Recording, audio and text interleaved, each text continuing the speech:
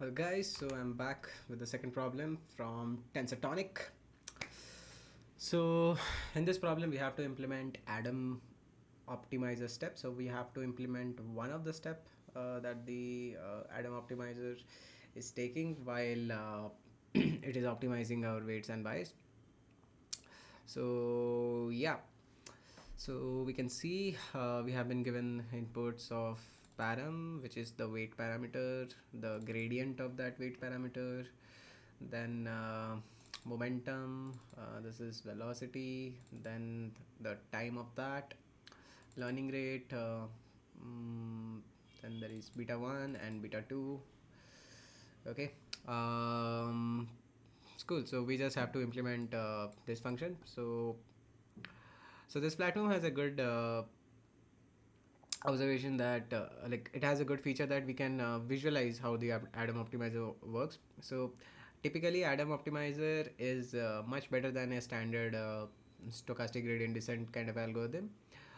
It's because it is much faster to converge. Okay, and yeah, it's pretty fast to converge. Okay, and yeah, one more feature is also there, which is like it deviates less. Okay, so it has controlling parameter for its deviation. Okay, so if I show you this gif, as you can see, our gradient descent is taking a longer time to reach at the global minima, while the okay, I need to reset, while the Adam optimizer is like quickly reaching to the global minima. Cool. So theoretically what is happening here is uh, so see, typically in gradient descent we update our parameters with something like this. So we have our weight parameters, or let's use our theta. Okay, so our new theta becomes our old theta minus learning rate times the gradient that we calculated. Okay, so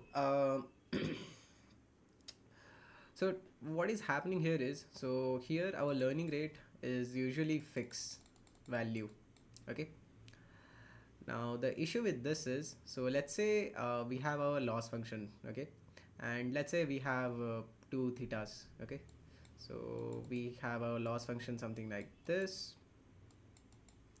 Let's call our loss function, it takes 1 theta 1, it takes theta 2, and let's say this is theta 1, and let's say this is theta 2. Okay, so when we are training a typical neural network, there can be multiple thetas. Okay, it will be some d-dimensional hyperspace, but I'm just showing you in a like 2 theta formats, where the loss function is a where the loss or the cost function is a function of our theta 1 and theta 2. Okay, so usually what happens is, so this will look like a spear, like a bowl kind of a shape. Okay, you can see something like this.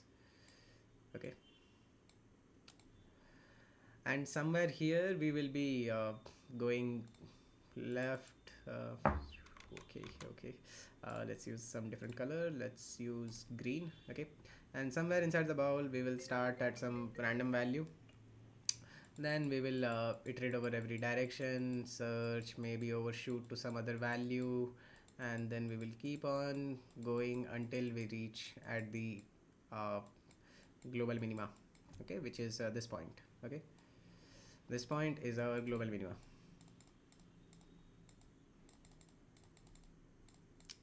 Now this is the typical steps that we take in gradient descent. Okay, we typically calculate the direction in which the loss is converging. Okay, and with respect to that we have the gradient, and we update our values, so that in each of our direction we will be jumping around with local minimas to minimas, and finally we will venture global minima. But if you see, the number of steps here is very much. Okay, so this is where Adam optimizer helps. Okay, so what this optimizer, so how this optimizer helps us, so it contains two features, you can say. One is momentum. Okay, and other is uh, controlled moment. Okay, so in this problem, the mt that you are seeing, okay, that's our momentum. Okay, and this vt that we are seeing, it's a control moment. Okay, so how this impacts is, so see here in this diagram, okay, I went from here to here to here to here. Okay, so a typical good direction would have been, so if I plot a good direction, okay, I could have started from here and directly reach here.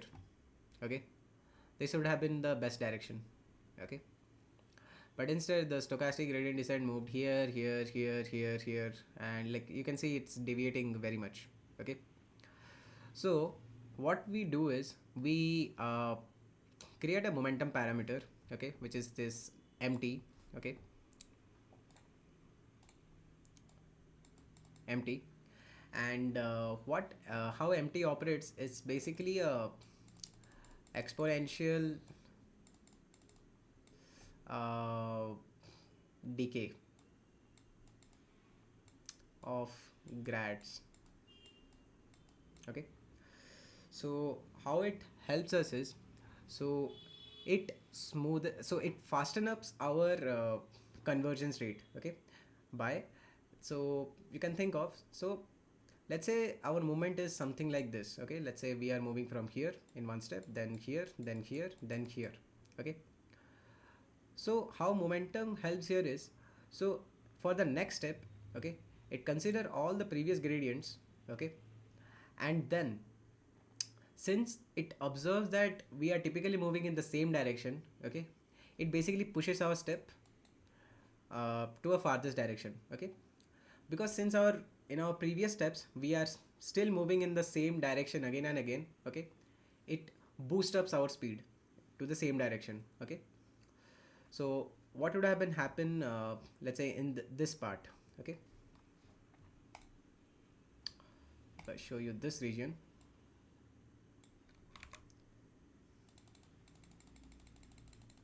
Okay, so in our previous step we are typically going in the downward direction directly, right? So momentum will push this movement to a fasten like a to a great margin, so that we can reach this point in smaller number of steps. Okay, so it will typically move from here to here. Okay, so it lessens our step. Okay, now you may think, okay, if it is pushing our step or it is increasing our step, okay, then that means we will be diverging very much, right? So to help out in that stage, here controlled movement takes place. Okay, so how control movement helps us is, as you can see in the formula. Okay, so our control moment parameter vt, okay, that is calculated using beta times previous control parameter plus 1 minus beta square times gt square. Okay, now this gt square, okay, this gt is basically the gradient of the parameter. Okay, so when we are doing a square of it, we are typically calculating the variance. Okay, so this gt square is basically a variance. Okay, now this mt that you are seeing, its basic its formula is beta 1 times previous momentum. Okay, plus 1 minus beta 1 times gt. Okay, you can see it is so where gt is this del theta. Okay, so it's basically a exponential decay of our previous gradients that we have calculated. Okay, and this is a exponential decay of the variance that we have calculated in the past. Okay, so when using this, we are basically pushing our number of steps. Okay, we are basically accelerating using this. Okay, mt. Now vt controls, okay, how much we have to accelerate. Okay, so what happens here is, so in our weight updation parameter we have theta, nu, theta old, okay, oopsie, minus alpha times delta del theta, right? Now here we multiply, okay, so this alpha is working as how much we have to update, right? So in order to accelerate our updation, okay, we multiply alpha with empty, okay, so this will accelerate our updation, okay, but we also downscale it by square root of vt, okay. So what will happen is, if the gradient's variation is too much, okay, then this vt will help us to take a narrow direction, okay. If let's say our gradients are something like this, okay, you can see the variance is too much, okay. If you simply plot this into a normal distribution kind of a form, it will appear something like this, and you can see the variance is too much, okay. So typically in this kind of scenario, we need to make narrow movements, okay. Otherwise, if this parameter is not there, okay, momentum will simply push everywhere. It will somewhere go this to this, something like this, okay. Because of this downscaling, okay, we will be moving in something kind of this form, okay. So momentum will push, okay. Now since our variance is too much, okay, so we will be taking smaller number of steps, okay, in order to achieve this, okay. Now in a scenario where the variance is not that much, okay, now typically that scenario will happen when our fine tuning is happening properly, or our training is happening properly, okay. So the loss function is converging, we are getting better parameters. In that case, we should fasten up our movement to the global minima, okay, because during this scenario the distribution of the weights, okay, that variance is not that much, which means we are going in the correct direction, okay. So we are moving in the correct direction in our loss function, okay. That means we should fasten up our belt, and we should move towards global minima, okay.